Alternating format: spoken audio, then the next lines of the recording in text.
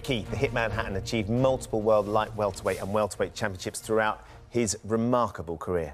Since retiring from the ring, Ricky has revealed how he was secretly dealing with depression during some of his biggest fights. But he says his children got him through his darkest days, and now his son Campbell is taking on the Hatton boxing legacy. Yeah, thrilled that both Ricky and Campbell join us this morning. Lovely to see you both. Thank you for coming in. Ricky, we've been lucky enough to train together. I was ringside at your Lascano fight at the City Stadium that night and celebrated some extraordinary victories with you. What I never really appreciated was just what a struggle it would be for you at times as well, mentally, and even with all those amazing highs, that you were battling some serious depression along the way. Yeah, it was lots of good times, as you just mentioned, Ben, but a lot of bad times. And the thing is, with mental health, as we all talk about these days, nobody really likes coming forward and saying it. Most definitely back then, a few years ago. I mean, it's been brought to the forefront now, where people aren't quite as scared to come forward and say, "Listen, I'm crying all day," you know what I mean? I'm depressed, you know, I can't get my backside off the couch, you know what I mean? Back then it was like, you know, the minute you turn around and said, "Oh, I'm crying all day, I've got mental health," they thought you were crackers. Yeah. But now more and more people are coming out with it. But it's a macho sport as well, Ricky. You're getting in the ring to fight somebody.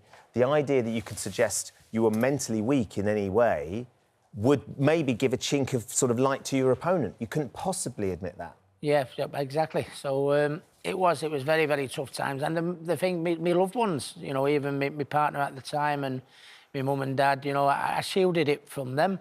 And they could see that I wasn't happy, it wasn't a problem. But to what depth, they didn't really know, you know what I mean? At the time, I was training fighters, you know, when I retired from boxing, I started training fighters, and I'd go to the gym, train my lads, you know, tell a few jokes and crack a few smiles, and people would, on the surface, I think Ricky's all right, but then when I'd go home on my own, you know, I'd just be sat there just hating myself and just wanting to, you know, want to end my life. And have you been able to... Wanting to end your life? It got to that stage? But yeah, very much so. It's like...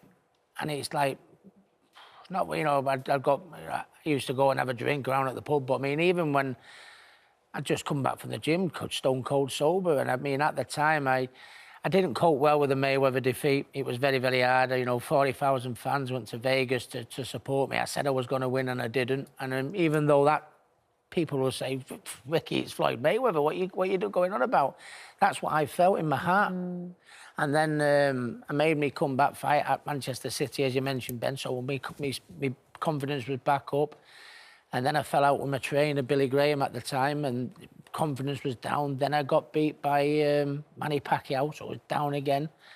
Fell out with my mum and dad at the time, which I'm very proud to say I've made up, which has been a major, you know, plus for me in my life. So my mind was, I was winning, I was losing, I was winning, I was losing. And then by the time Pacquiao knocked me out and I knew I had to retire, I thought, I can't share it with my mum and dad. I can't share it with Billy Graham, my trainer. What am I doing here now? And it just went worse and worse and worse. And it was your children that you say brought you back from that brink. In what way? Obviously, you adore them. But how did you use them as a motivation to take the right step? Well, the question that everyone asks is, you know, how did you shake yourself out of it? How did you get out of it? And, you know, everyone has their own little different way. And it's when Millie was born, my first daughter, and she wasn't planned, you know, and I thought to myself, I held her in the arms at the hospital, and I thought to myself, come on, Ricky, it's not about you and no more. You've got to get yourself for your family. Obviously, I had Campbell and everything. I said, it's not about you, it's about your kids, you know, pull yourself together, get yourself back on track. And I did a little bit, but I still couldn't do it, so I had to go speak to someone. And I just walked in the office one day, fell on my knees, put my arms around the back of his legs. I said, you need to help me, mate. I said, I'm going to kill myself. I said, no, I don't care what I do in that ring, I can't do this on my own. And he told me ways of how to deal with it and cope with it on a daily basis, do things to, you know, to fill your minutes up of your day. So he was a psychiatrist? Yeah. So you'd made that step to go, but when you got there, you literally collapsed onto him to say... Yeah, because there was no... I didn't need to get technical with my advice. I just turned around and just started welling up. I said, I can't do it. I said, I can't do it. Whatever, I can do everything in that ring. I said, I'll come out of it. I said, but I can't do it. I said, I just sit there all day crying. And I said, you've got to tell me and give me some help here. And he had. Best thing he ever did. Amazing. Campbell, how hard was it for you? Because, I mean, you were a lot younger, of course, but when you hear your dad talking about that, and your dad has just been such a warrior in his sport and adored and still loved by sports fans and British sports fans all over the world, globally, how hard was it for you? Could you see your dad struggling? I think at the time I was a bit young to really know what was going on, and was probably protected from it quite a lot. But like you said about the family breakup, and that's something we all struggled with, because we was always a really close family, and you could see like in the build up to the fights where they do filming with the family, you could see how close everyone was. So that was difficult for everyone to deal with. But I think it's good now looking back where you can see you can overcome these things. And I know if I was to struggle, I know I could go to him for advice and know how to deal with it. And of course, how do you feel then, Ricky, about Campbell stepping in the ring? Because that was a huge thing. I hated it at first. I wasn't too keen on it, to be honest, because I did it, and worked hard for, so that me kids and Campbell didn't have to go down that road. But I mean, the minute he walked in the gym as a toddler, and picked up the boxing glove, I thought, oh no, here we go. He's good. But no, listen, boxing for me is the greatest sport in the world. I mean, people have been, going down the wrong road, and they've turned their lives about through boxing because, as you know, Ben, you're mad on your boxing yourself. It's that sport that demands the discipline, the respect and everything.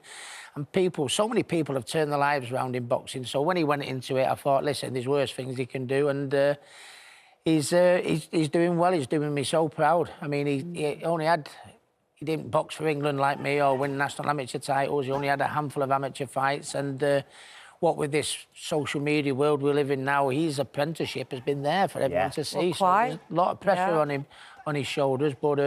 But you're coping. I think you're coping really well with that. You haven't been into the ring together yet, have you? Well, once. He took liberties when I was a kid. Oh, OK. Now he's got a bit of timber off. We can resolve this, can't we? You slipped. You've got, that's what I told your mum anyway. You've got a fight coming up. You're going back in the ring. Yeah. People are worried about that, but it's more of an exhibition fight, as you've pointed out. I mean, I made my comeback fight 10 years ago against Senchenko because I wanted to see if I had another go, if I still had it in me. And obviously I didn't. I got beat. But I still have that opinion. My best days are behind me. But, I had a phone call. They said, there's a few people doing exhibitions. Rick, would you be interested? This was about 3 years ago. I said, yeah, absolutely, if it's put to me and it's the right thing. And they phoned me up. They said, COVID has been a terrible time, lockdown for all of us. I mean, we've all lost friends through COVID. I've lost family through mental health through the COVID.